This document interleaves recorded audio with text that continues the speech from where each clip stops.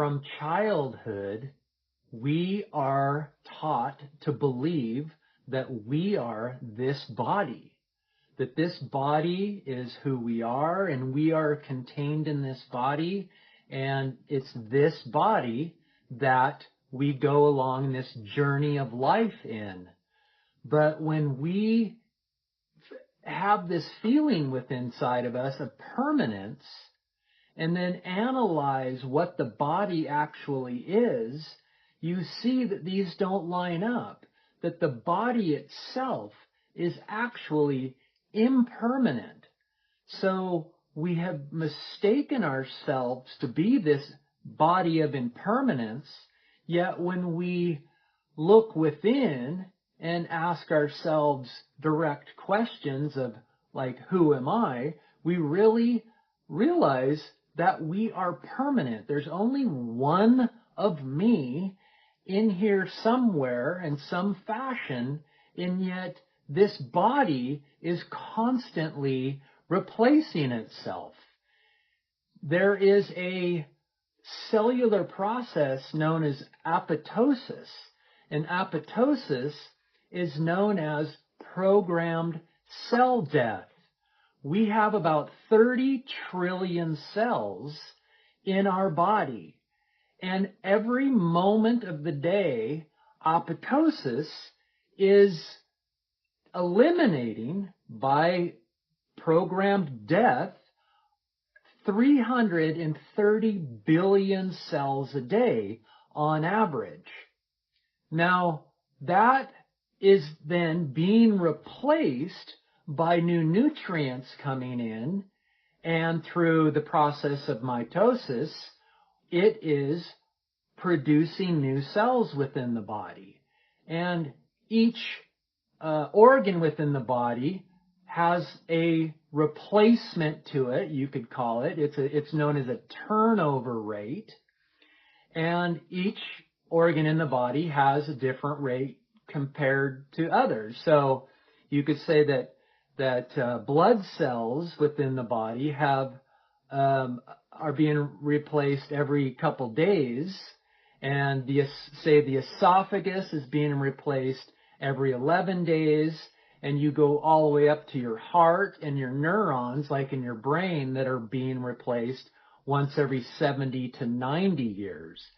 So there is at least one time where you're being completely replaced. This body is being shed off through excretion, and it's being replaced with new nutrients that are being eaten.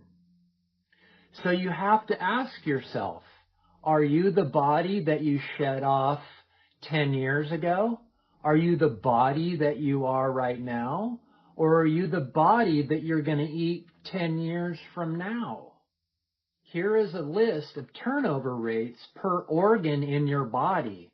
So you can see that this body has absolutely no permanence to it at all. It does not line up with your reality of being, of permanence of being. And so this is just one example on how this body is not who you are. Another interesting study was comparing human cells to the number of bacteria cells that we have in our body. And it was discovered that we have 3.1 bacteria cells per one human cell. So if we have 30 trillion cells in our body, that means we have 38 trillion bacteria cells in our body. So does that make us more bacteria than human? What is it that makes us human? What is it that makes this body human?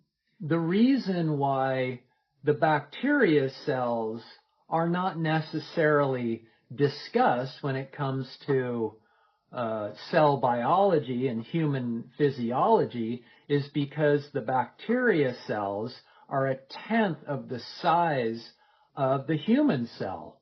So that makes per weight the human cells, like 97% per weight relative to the 3% of weight per bacteria. But what constitutes significance within a cell? Is the cell's size what drives its significance? Who's to say that a bacteria cell is not more or less significant than a human cell? So are we more human than bacteria? And lastly, which is the most profound and the most direct experience, is that a body is not sentient. It is insentient. A body is not aware of itself.